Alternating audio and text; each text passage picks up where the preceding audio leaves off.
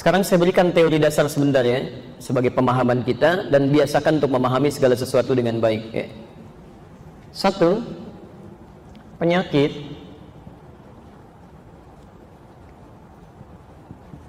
dalam istilah fikih itu dibagi dua bagian. Hati-hati, di dalam istilah fikih, khususnya kajian tazkiyatun nafas, dibagi pada dua bagian. Satu, ada yang disebut dengan penyakit fisik.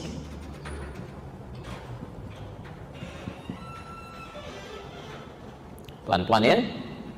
Penyakit fisik ya. Sakit kepala, sakit kaki, sakit perut, itu fisik. Penyakitnya disebut dengan daun. Saya tuliskan daun. Penyakit fisik. Obatnya disebut dengan dawa namanya. Dawaun. Kalau Anda umrah ya, atau haji, menemukan tulisan dawa, itu artinya obat. Ya.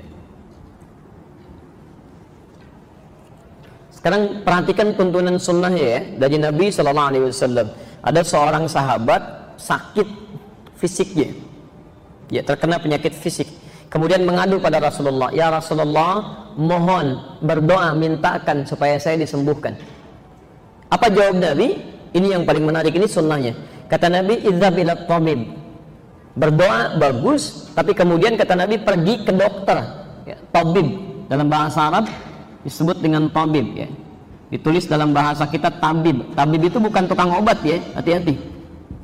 Tabib itu dokter, bukan tukang obat. Jadi kalau orang Arab bilang tabib, itu maksudnya pergi ke dokter yang berlisensi, yang punya spesialisasi tertentu sesuai dengan penyakitnya. Awas, fokus, ada istilah-istilah yang kalau ke kita itu suka berubah pemaknaannya. Ya. Pernah mendengar kata mujarab? Mujarab, obat mujarab misalnya kan? Apa artinya mujarab? Halo? Cepat sembuh, ya tuh sudah keliru kan? Baik. Kalau yang tidak cepat sembuh apa? Baik ya. Mas, mujarab itu asalnya bukan manjur, bukan cepat sembuh. Jamu manjur, jamu mujarab gitu ya. Bukan. Mujarab itu artinya dari kata jarabah atau tajribah. Asalnya begini. Tajribah. Akar katanya dari kata jarabah.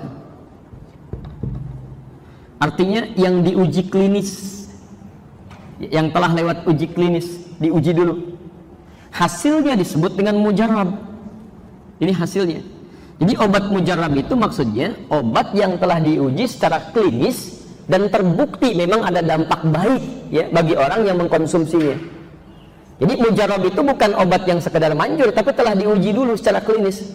Ya, dipraktekkan ke hewan tertentu atau yang punya kesamaan dari sisi DNA-nya dan sebagainya. Setelah diketahui betul, benar, ada prakteknya, baru kemudian ditetapkan dan bisa dikonsumsi oleh orang yang memiliki penyakit sesuai dengan kadarnya.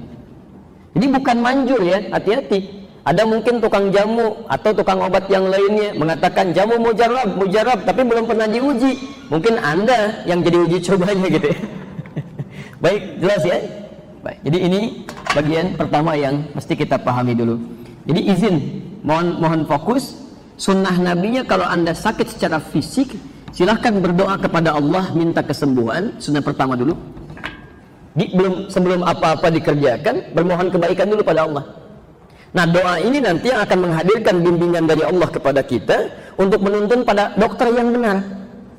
Kadang-kadang di perjalanan suasana hati bisa berubah, Pak. Atau dibuat situasi misalnya kena macet, kena kondisi tertentu, Anda dipalingkan pada dokter yang benar oleh Allah. Yang memang fokus pada penyakit Anda, tidak menambah biaya yang macam-macam, kan? Tidak menghadirkan segala hal yang tidak Anda butuhkan. Tidak sedikit penyakit yang memang hanya tuntas dengan air putih, diminta minum yang lain misalnya. Kan ini persoalan serius di sini.